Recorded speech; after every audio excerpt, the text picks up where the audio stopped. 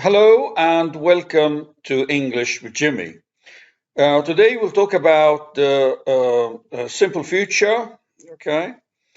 Um, Simple future, we use it to talk about like something will happen in the future. Will happen. As you can see, I uttered the word will. Okay.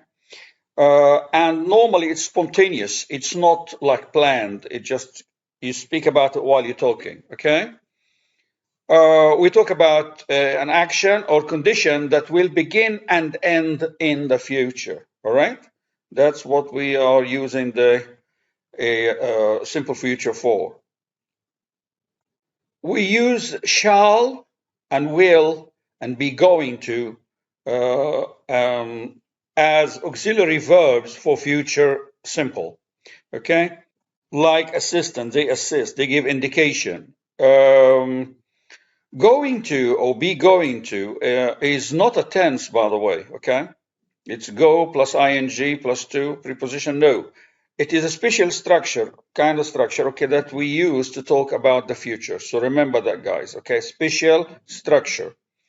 We use we and I when we say for the future, when we use shall with we and I. I shall do this, okay? Like the famous phrase for General MacArthur when he left the Philippines after the Japanese invasion, and he said, "I shall return."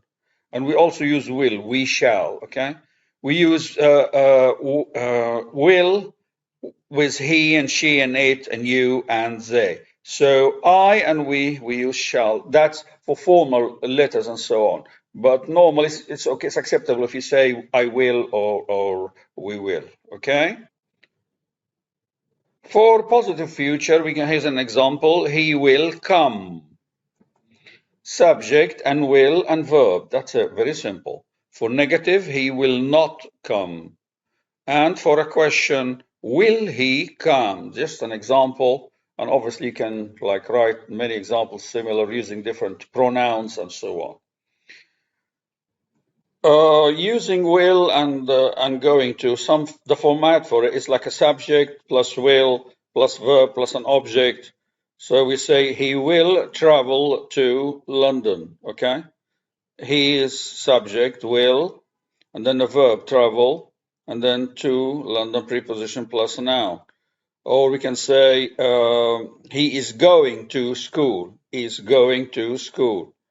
If you notice here, we didn't mention a time expression, okay? Because will is sufficient here, okay? He will means something he hasn't done it yet. He will do it. But we can, to be more affirmative, we can say he will travel to London tomorrow, next month, okay? He's going to school next week, okay? The time expression give some kind of a guide, okay?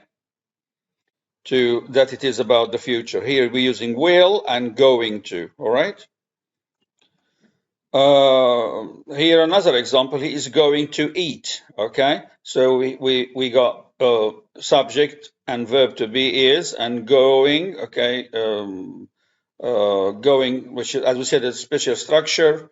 Well, when we normally say a verb plus ing is a gerund, okay? So, but we say be plus going is a special structure, and then to, and then eat. Here he's going to school. The object here was a noun, while here it just to eat becomes an infinitive, okay? Yes?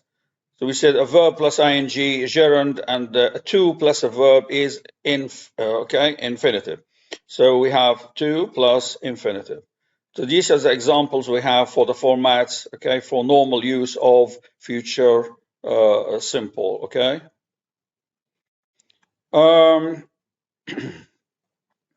Using the future simple for passive, okay. To talk about an action that is going to happen in the future, okay. In the passive voice, we emphasize, the emphasis is put on the effect, actually, of the action rather than on the doer or the person who's doing the action, okay? So here's like a format for the passive. Object plus will be plus verb plus time expression. And let's see two examples here. The letter will be sent, okay, tomorrow, right? The verb, as you can see, is past participle. So the letter is the object, okay? Will be, and then sent, past participle, and then the time expression, tomorrow. We can say the work will be done on time. The same, something will be is a clear indication that it's in the future. All right, that's for passive. If we are asking a question also in passive, will the letter be sent tomorrow? Is a format for it. Will, start with will, it's a question, okay? So object, the letter, be sent, he, you can see the object came between will and be sent rather than in when we are just speaking in a passive format, we have will be sent together. But here we move the object between will and be sent. So will the letter be sent tomorrow? Will the work be done on time? That is the passive in asking a question in a passive form. We use the future simple, okay, as in a prediction based on opinion. So it's your opinion. I think the conservatives